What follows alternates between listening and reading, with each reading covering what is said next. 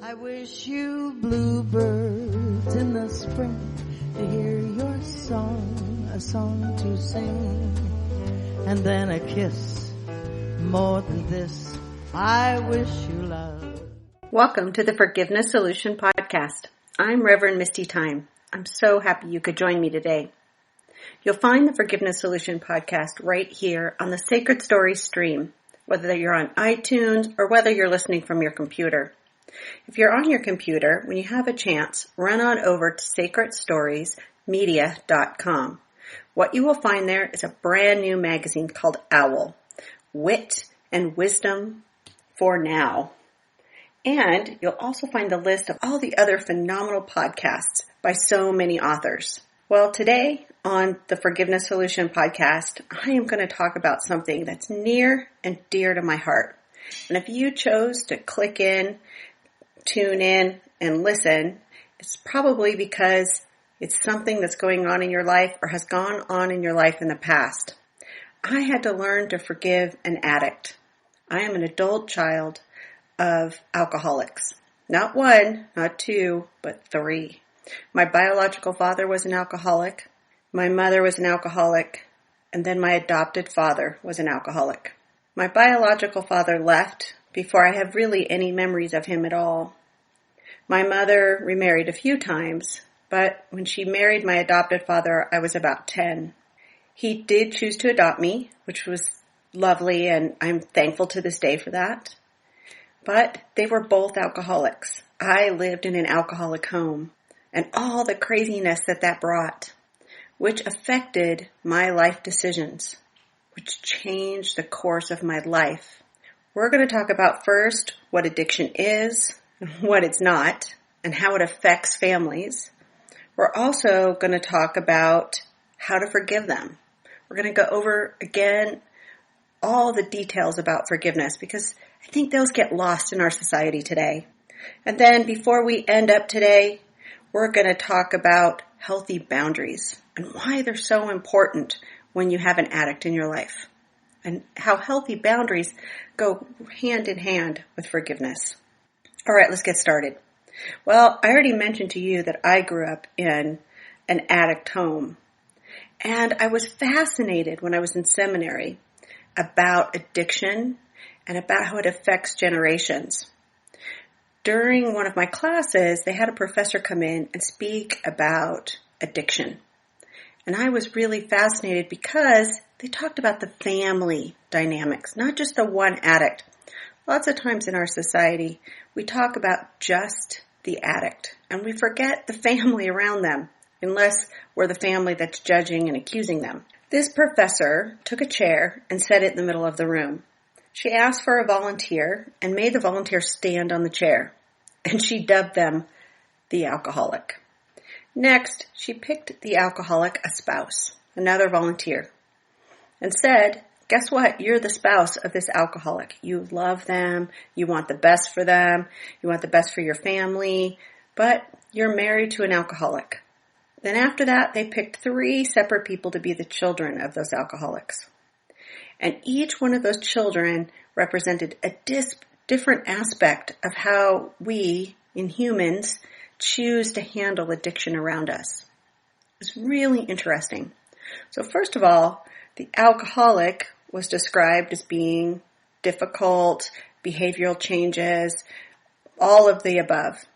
Then the spouse was described as being the enabler, wanting everything to be okay, helping the person through things over and over again. And then each one of the children was described differently. This really hit home for me, really hit home for my family. The first child was an overachiever, wanted everything to be okay, somewhat like the enabler, and kept trying to smooth things over. Definitely did not want anybody outside the home to know that there was a problem inside the home.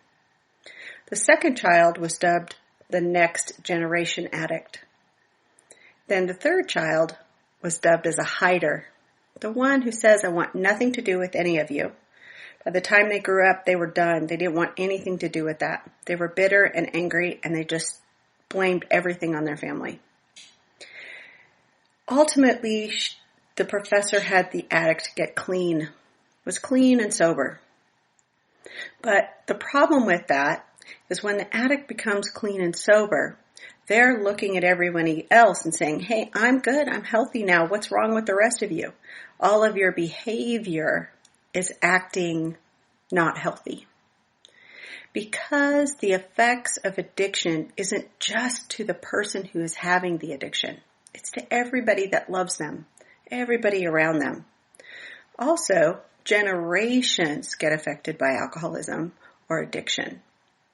So if the child that was the overachiever, trying really hard, their whole life is spent doing that. It's a habit. And I can tell you, that was me. And then the second child is the addict. So that person is now the second generation addict, or maybe in some families, fourth or fifth generation addict. And a lot of attention goes to them.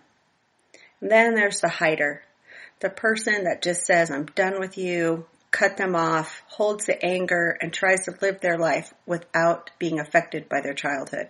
Ultimately, what this shows is that addiction can go for generations and stuff can roll downhill. What I'd like to do right now is a little exercise so you can check in with your own family. When I was doing my research, I studied a lot about Bill Wilson. Bill Wilson is the founder of Alcoholics Anonymous. When he was looking at his own alcoholism, he decided to look at his family tree. So he sat down and wrote down his family tree. He was able to see the vine of alcoholism and addiction go through his family. So I chose to do the same thing, and it was astounding. In my family, my mother had 5 children. Out of those 5 children, she had 2 addicts. The rest of us married an addict.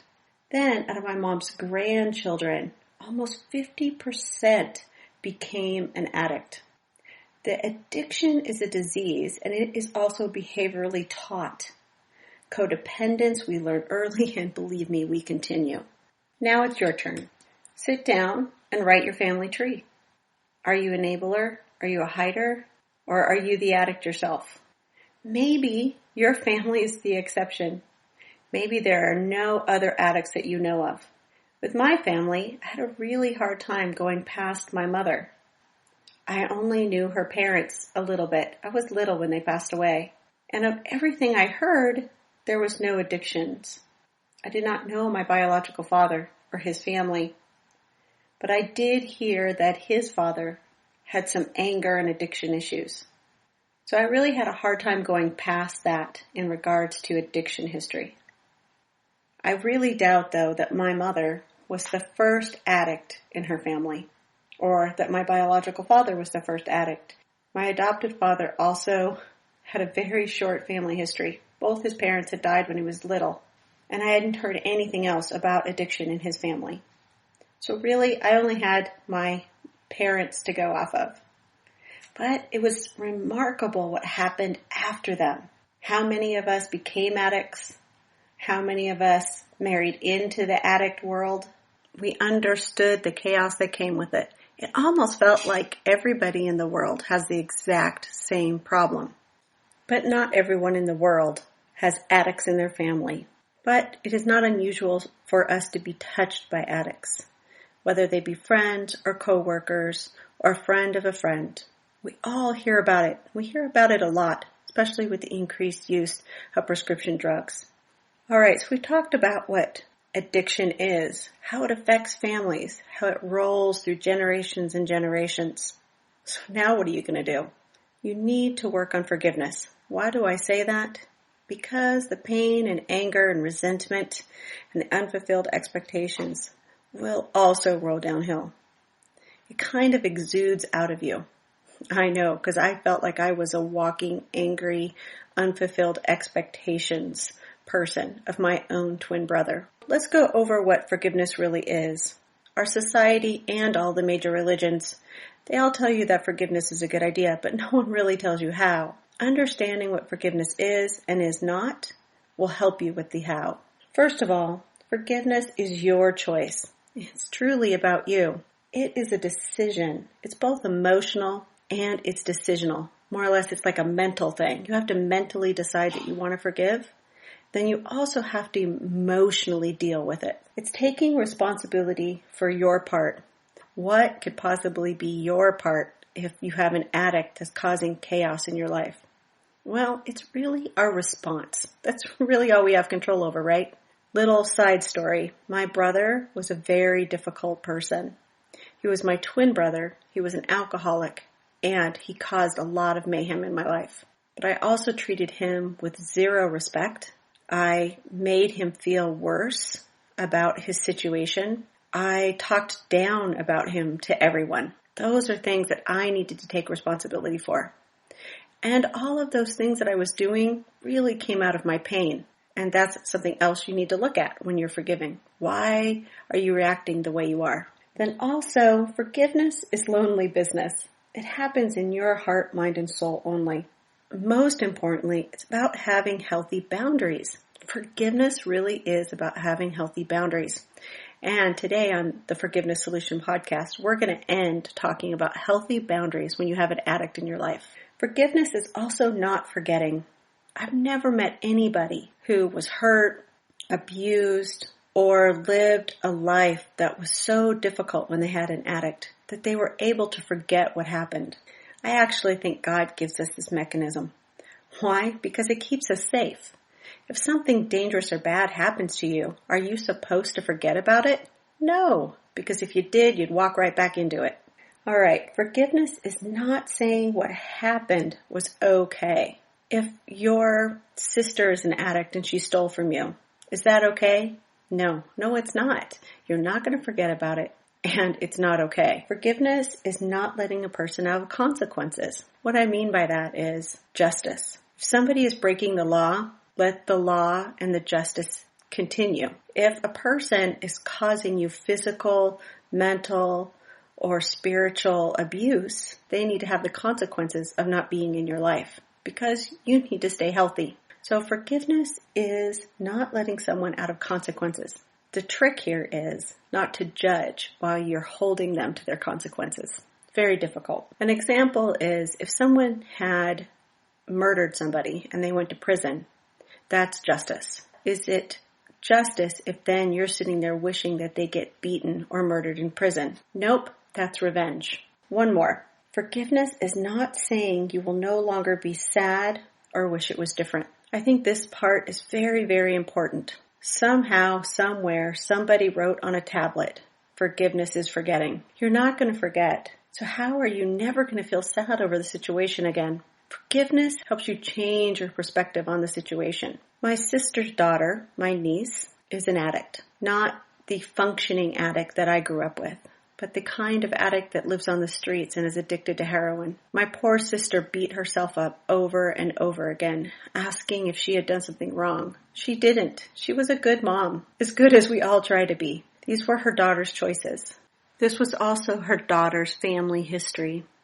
She is one on the family tree that did not just affect her behavior, but her chemical makeup and how easy it was for her to become addicted. My sister has worked on forgiveness by looking at perspective, looking at the family tree, forgiving the generations beforehand, forgiving herself, because at the time she would have done more had she known what her family really carries. Now she's raising her grandchildren. She's finding joy in that, but she's also finding healthy boundaries. So important. I really want to talk about healthy boundaries. When you have an addict in your life, you so desperately want to help them because you know that they could have a better life. They could be healthier and happier. And you see their pain. Their pain is just in them and it's coming out of them. And they're trying to self-medicate with whatever substance they're using. You do everything you can. You love this person. Either this person is your spouse, a sister, brother, or a child of yours. You would do anything for them. But God is not asking you to give up your life because then all of a sudden God has two victims to deal with, not just one. So healthy boundaries are important. You can still help the addict. You can still help the person that you love, whether it's a friend, family worker, or coworker. But within a confinement, I like to call it a gate, a fence with a gate. Those are your boundaries. The gate is your responsibility, who you let in and out. It's all you. And the fence around you keeps you nice and safe, so you don't fall over the edge with somebody else. And remember that healthy boundaries is also part of forgiveness. Healthy boundaries mean that you are no longer trying to control the other person. We like to think a lot that when we're helping someone, we're doing it out of the kindness of our heart. And I hope you really are. But when it's somebody that's so close to us that has an addiction or some other really negative behavior, we're also trying to change that behavior. Totally understandable. You want them to change because you want them to have a better life and be healthier and happier and probably cause you less chaos. Totally appropriate. But when we do that to an extent, what happens is we're trying to control them, trying to take away their ability to choose. We want to help them choose good choices. Hope that makes sense. So, healthy boundaries will let you do that. So let's go over a few healthy boundaries when you have an addict as a family member or a spouse. First of all, you need to decide how far you're going to go. Are you going to offer to drive them to a rehab facility, or are you just going to give them the phone number to a rehab facility? There still is some choices here in your boundaries. It's all how far you want to go. But realizing that every time you do something, you have to face a consequence of whatever that is. So if I choose to say to someone that I want to help them become clean and sober, that I choose to put them in rehab and I'm going to pay for it, then I need to let it go after that. Because then if they don't become clean and sober, I'm going to get pretty angry that I spent that kind of money and they didn't become clean and sober. Healthy boundaries around your home. I know there weren't a lot in my family growing up. The only real boundary we had was you couldn't say shut up to each other. They could yell at each other, they could call each other names, they could throw things at each other, but no one was allowed to say shut up. What does your boundaries look like in your home? Is someone allowed to drink in your home every day? Is somebody allowed to show up at your house if they're high on prescription medications or marijuana and have used marijuana illegally, not for medical pain or cancer pain? So it's really for you to make those decisions. What do you want your life to look like? It doesn't mean you don't love the person. Oh my goodness, it has nothing to do with the fact that you do not love the person. You love them enough to make sure that you stay healthy so that you can help them. And pray again. This reverend believes in prayer. And when we feel like we can't do anything else, or if whatever we do would be harmful to ourselves, our spiritual, emotional, or physical health, or even our financial health, pray. Nothing's outside of God's boundaries. All right, so back to healthy boundaries. A really good example of this is if you have a family member, maybe a sibling, that's an addict, should you be moving them into your home? Remember, forgiveness is not trust. Let me repeat that. Forgiveness is not trust. You do not have to trust the person, and you can still forgive them. Trust is earned. Hopefully, and I hope for a miracle, and I pray for a miracle, that they do become clean and sober. And after they do, in time, you will learn to trust them. Part of addiction is relapse. It's just part of the deal. Most people relapse when they're in recovery. It doesn't mean recovery is not working. So it's important for you to keep your boundaries. Don't let your guard down yet. Time, whatever that amount of time is for you, needs to go by. So now you have your boundaries in place. What's next? Well, someone's going to cross one of those boundaries, and you have to determine your consequences for that. And that's really difficult because it kind of gets back to that control thing. We don't want to try to control another person, but we do want to try to keep our life safe, healthy, and happy. So when you're thinking about consequences attached to boundaries, remember that while it can be very painful to do it, it is perfectly acceptable to tell the active alcoholic and addict, I love you, but I cannot be around you while you're drinking and using. That's one of the consequences. It's also one of your boundaries. In fact, Al-Anon, the support group that I talked about earlier, the 12-step program for friends and family, pioneered a concept called detachment with love. That's perfectly said. You can love them with a 10-foot pole. Now, the 10-foot pole is my comment, and you'll even find it in my book. Love with a 10-foot pole, a couple steps away, because you cannot control their behavior until they are also ready to take action and responsibility about their behavior. Very, very difficult time for both of you. And I know it must hurt, and I'm so sorry for that. Having healthy boundaries and consequences does not mean that you cannot still help the person you love. Let me use a good example. If the person that you love is an addict and you know they need food, it's fine to buy them food, but it's not okay to give them money. And if you have consequences around your boundaries and they're supposed to meet you somewhere and they don't or they're late, then you need to leave. Waiting longer is not in your boundaries. Well, I hope all that makes sense. And I definitely want to tell you, if you're dealing with an addict in your life and you're trying to forgive them, I understand that pain. I've been there. I've stepped those steps. I've walked that walk. Forgive the addict because they have a condition that is an actual disease, both generational and physical. But it's still okay to love them from afar. Have healthy boundaries. If there is something that you feel that you want to apologize for, that you didn't act appropriately and you weren't kind, then apologize.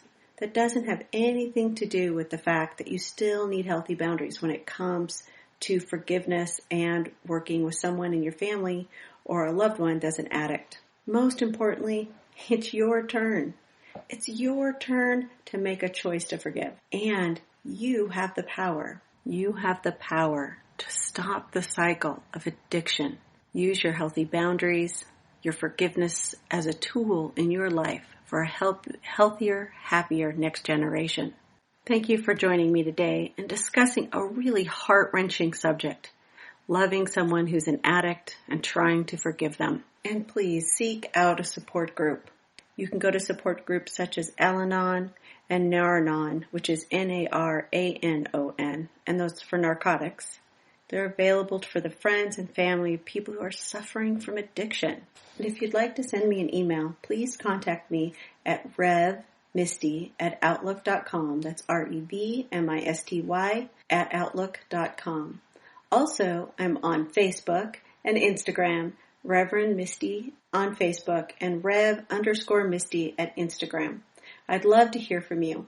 Also, if you'd like to have my forgiveness tool, what forgiveness is and what forgiveness is not, please email me. I'd be happy to send it to you.